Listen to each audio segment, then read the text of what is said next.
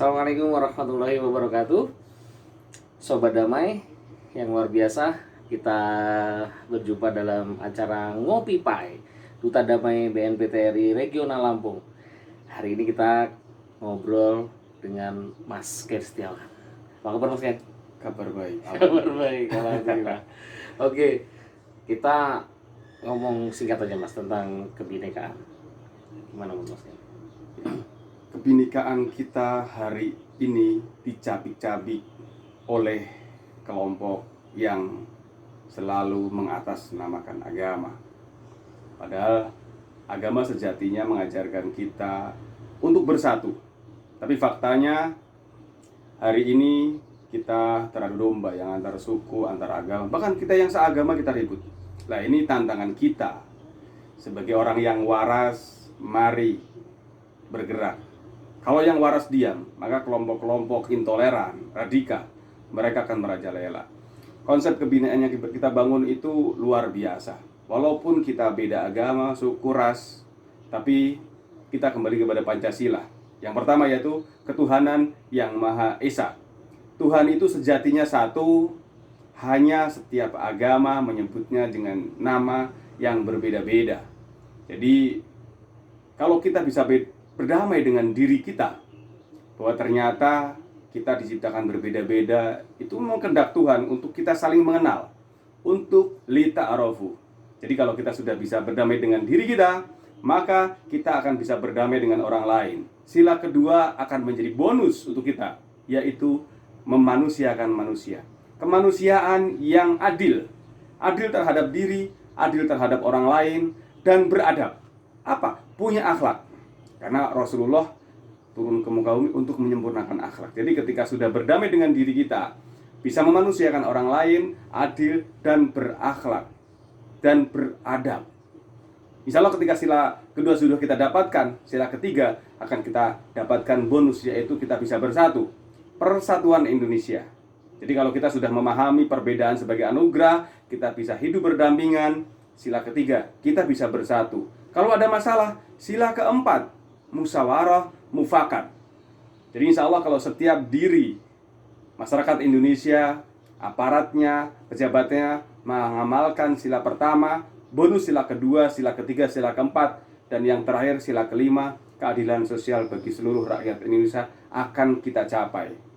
Masalahnya hari ini adalah banyak orang-orang yang OTG, katanya Pancasilais, tapi ternyata dia tidak memahami sila pertama, masih menganggap bahwa yang berbeda itu ancaman.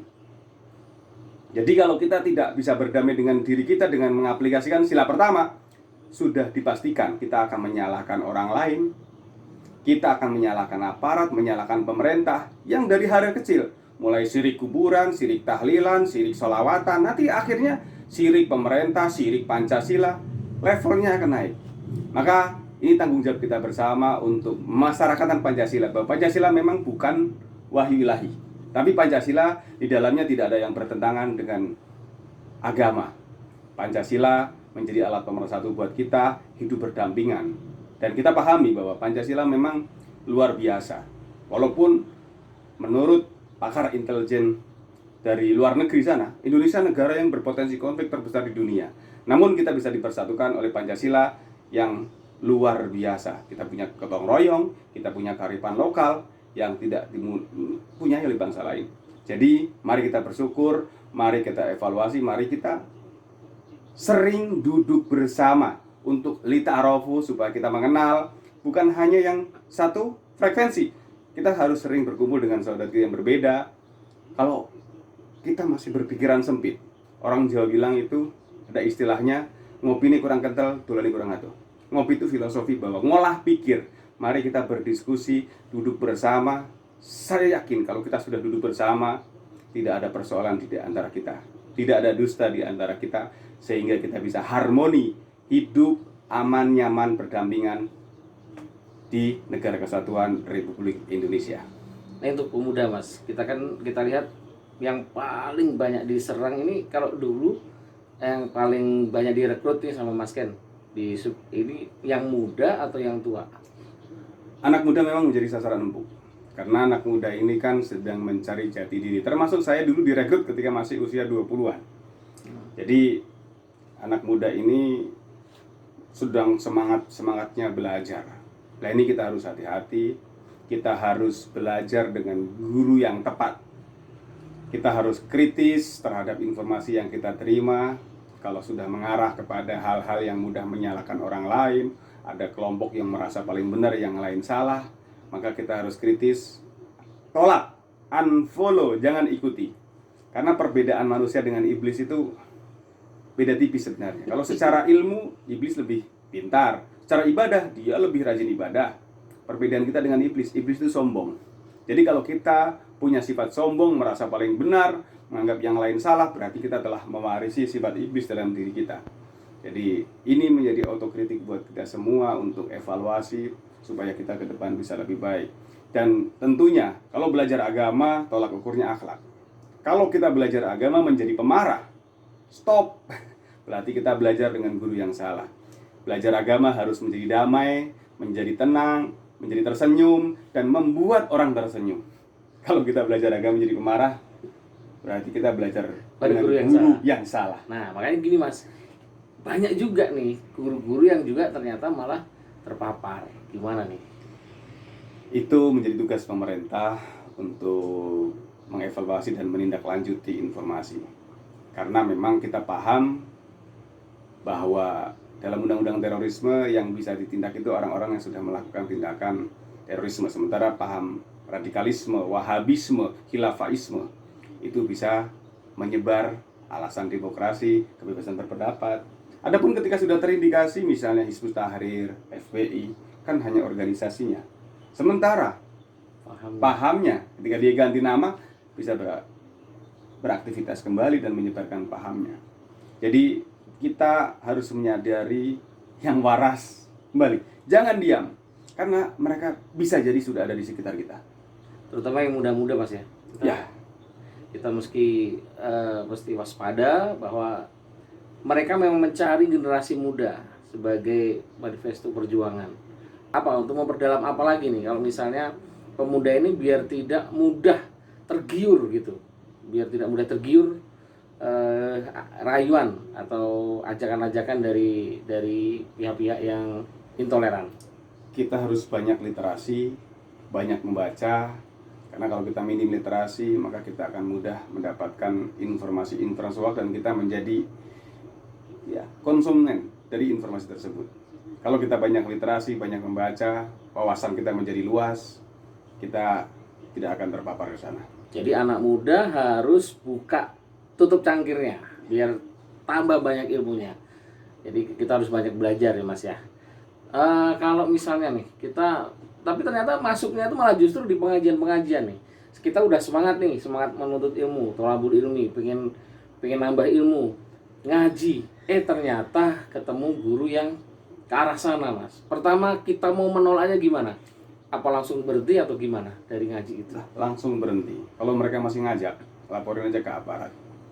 Jadi memang tadi virus itu tidak langsung menyerang seperti COVID. Tadi ada OTG, terpapar tanpa gejala. Lewat pertamanya tadi, lewat hal-hal yang kecil, mulai menyalahkan orang lain, membid'ahkan orang lain. Jadi syirik kuburan, syirik tahlilan, syirik lagu, syirik riba dan lain segala macam, naik level. Awalnya mungkin kelompok-kelompok ini yang menyebarkan mengatakan masih taat dengan Pancasila, masih menghormati pemimpin, presiden, masih ulil amri. Itu kalau mereka masih kecil. Kalau mereka sudah besar, yakin dia akan memberontak. Nggak ada namanya nisan, nggak ada namanya patung-patung. Mereka rumah foto aja nggak boleh lah. Mereka kalau besar, waspada, mereka akan memberontak. Maka kita harus cegah secara dini, terutama di lingkungan terdekat kita. Jangan sampai mereka bisa menyebar pahamnya, karena itu membahayakan sekali. Kita harus waspada karena bahaya sekali. Orang sepintar apapun, tidak pandang sisi ekonomi, pendidikan, profesi, ketika sudah terpapar paham radikalisme yang mengatasnamakan agama ini, goblok mendadak. Nalarnya pokoknya sudah berhenti. Artinya dia hanya taat kepada kelompoknya saja. Dia tidak ada namanya warna abu-abu, hitam putih, benar salah, beriman kafir. Ya memang kalau kita bandingkan bagus mana ciptaan manusia dengan ciptaan Allah, ya bagus ciptaan Allah. Bagus mana Quran dengan Pancasila, ya bagus Quran. Bagus mana pemimpin kita dengan Rasulullah. Ini jomplang. Kalau mau jawab dua-duanya. Menjalankan Pancasila tidak bertentangan dengan agama, bertentangan dengan Quran.